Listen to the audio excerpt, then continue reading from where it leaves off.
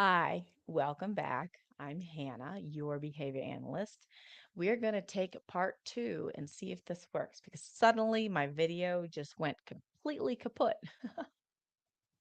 So let me see where we at. So this is going to be part two. We were talking about how do you know if it's a good ABA company?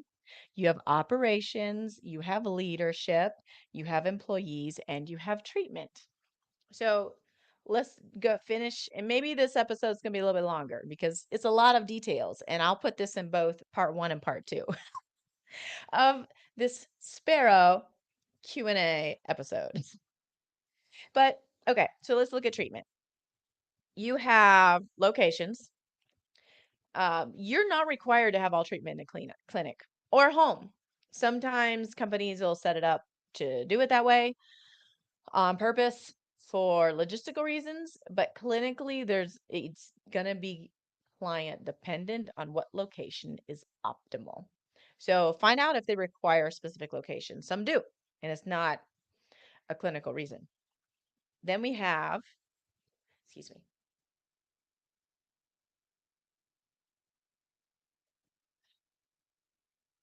Excuse me. Sneezes come in the worst timing. You have integration with other providers. We talked about that a little bit already. Look and see how many hours they're recommending. If they recommend a flat 40 or near that, they're not really thinking of an individual client. They're just looking at numbers, and it could be a monetary drive. That could be their value. Kids don't all need 40 hours, okay? It's based on historically treatment. When it started, they had 40 hours because the parents went to work, dropped their kids off, and then picked them up after work. That's how they did the treatment. So that's where the 40 hours came from. And then in the teaching method, find out if it's naturalistic, NET, or DTT, discrete trial training. Naturalistic is going to look a lot like play. You don't have a gazillion repetitions. You might have up to 5 repetitions of the same thing within one session. And again, you don't want super long sessions. The other DTT, think of it as doing drills or flashcards where you do the same thing over and over and over. Often they stick kids at a table. When I did it, I did not do it at the table necessarily. Sometimes I did because I'm like, we just need space to just get this over with and we make it fun. But I was also newer in the field at that time. I did my research for my supervision to become a BCBA on different types of teaching. And I was studying that DTT can actually increase problem behaviors. So something to look at to know if I forgot to put this in the operational piece, but if you're looking for new ABA or your child is engaging in excessive problem behaviors during sessions or as a result of those sessions, it could be poor treatment. I had a kid once that we had to be really, really careful about how I programmed because DTT triggered the kid because the student because I took over. They had a lag in services, and then I came in. This was an older kid, should not be doing DTT like this. But apparently, it came to the point where every time a therapist walked in, she would lose it. That's bad treatment. That means the BCBA did something wrong. That is not what ABA should look like. That means you did not teach self advocacy for the child. You did not alter your program. You probably did straight DTT and program from an assessment. That's not good treatment. Okay. If you're looking for new treatment for that, um, it could be the BCBA is open to problem solving and they're new, or it's just a bad company. So find out about the teaching method. DTT, often people turn it rote and it's the same thing over and over.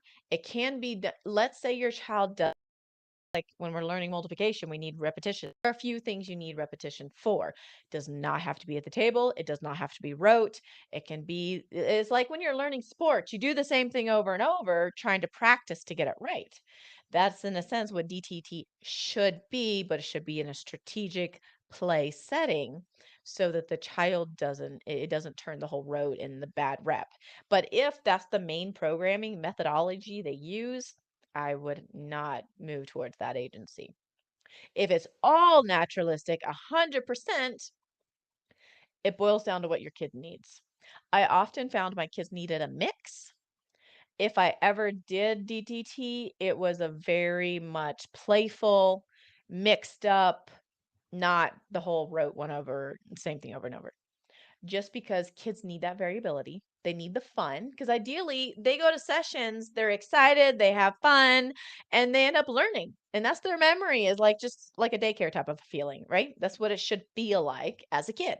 You don't know you're learning. You don't know that all this is to give you the skills for your life.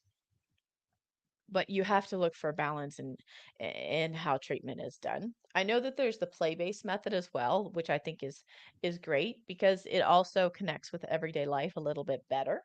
And so find what works for you. Look up different types of ABA training, teaching strategies and see which ones you like.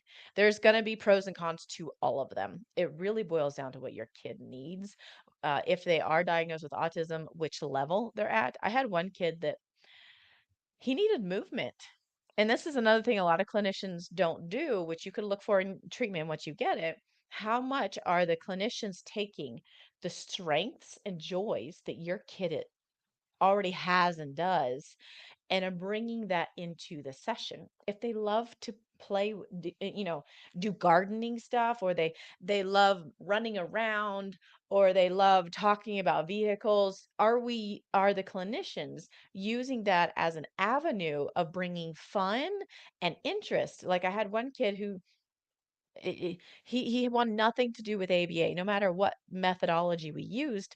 But we were working on colors. We're like, how do we get him to enjoy learning and not feel like it's learning, but he accidentally is learning while he's enjoying it. And what we did is we took Pete the cat. He loved Pete the cat. Pete the cat, red shoe, the shoe song, right? And what we did is we made like some visuals to go along with the song. So he was manipulating them and he learned his colors, kind of like instead of a sing along, it's a play along with the song. So we made it fun. It wasn't DTT in a sense, but it was extra practice and he enjoyed it. He really liked that and he got to learn. So a lot of clinicians need to be more creative with that in finding what the kid's strengths and joys are, because if you're forcing treatment, it's not going to work. Like it means you need to pivot. You got to change things. You're doing something wrong. That's why in my methodology, I'm like, look at the person, merge or marry the right pieces together, and then pivot if it's not working. Like you're wasting time, go change. Then you want to look at, there's one strategy that comes to mind as far as consequences, in a sense of like what happens after a problem behavior. A lot of people use what's called planned ignoring. Now, clinically, it works. Somebody screams, the Y factor is for attention, you don't respond. However, I saw what it does to my own kids. My daughter later, one time I used it, one time. And she goes, I was confused why you didn't talk to me. So a lot of analysts are like, oh no, we're never going to answer it all. Here's the thing. You can have a middle ground. What I do in my house is I have a standard because my daughter's older and my 3-year-old's starting to get there for understanding things like this. If you scream and yell, we're not talking until you're ready to be polite. Because that way, if she yells, in a sense, I'm using planned ignoring, but I've set the standard so she knows why I'm not answering, because I want us to talk and respect each other when we talk, not yell. Like I want people to be respected. You can have a household standard to talk, and you have that standard so that when it happens, your kid's not surprised. Another one is when it happens, you can say, hey, you're not acting politely, so we'll talk when you're calm. And then you can not engage. At least what I found, it lets the person know why you're not responding. I've had actually a boss that was a BCBA. She used planned ignoring to my face. I was new in town, I had no friends, and I was talking about something, and she literally looked straight down at her phone and completely ignored me. Now, I'm not dumb. I knew I was having planned ignoring using me, because the concept of planned ignoring is you ignore when something's happened, but it should be tied to the Y factor of attention. It doesn't work for the other Y factors. So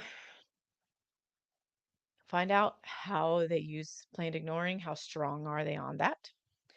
Then the last piece is parent training. So you have the operations, you have the leadership, you have the employees, you have the treatment, and then you have the parent training. I don't like calling it parent training because who wants to be trained to be a parent? I like parent coaching because we're there along life's journey, but that's usually what they call it. Find out if they offer it. Make sure they do. You should always get parent training. Find out their methodology.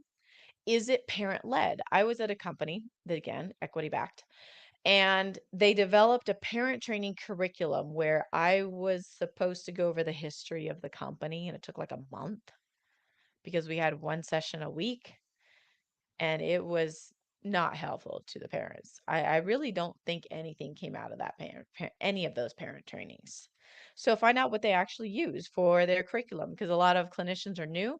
They don't know how to walk in and say, "Hey, how can I help you?" Because they're not parents often, or they just don't think like that. Find out what they do.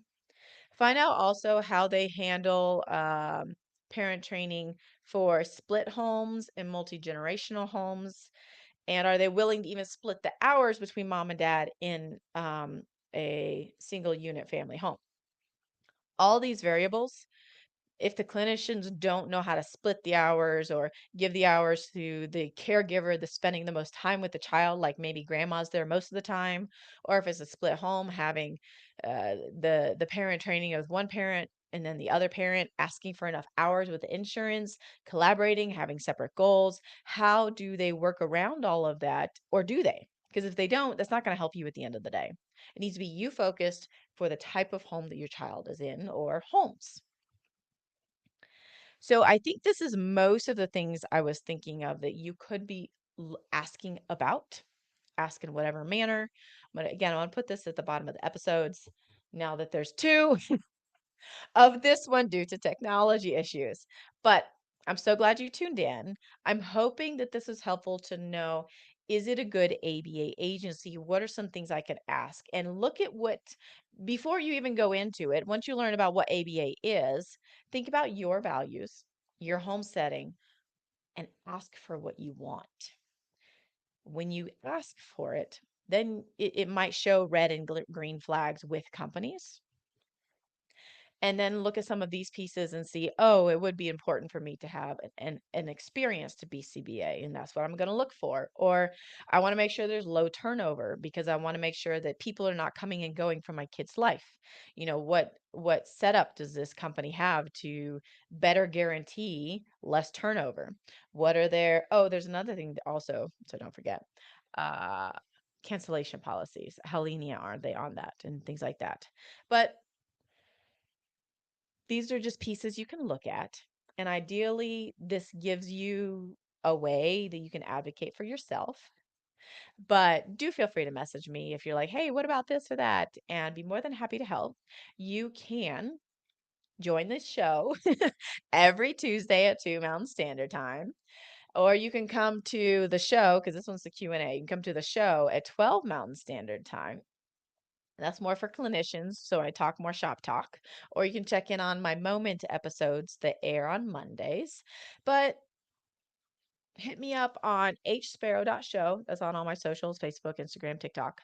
And then you can email me at hsperollc@gmail.com. And then you can check out my coaching website, which is asperosolution.com. And hopefully I will see you again on Tuesday. And all of this is helpful. And you have a fantastic rest of your day.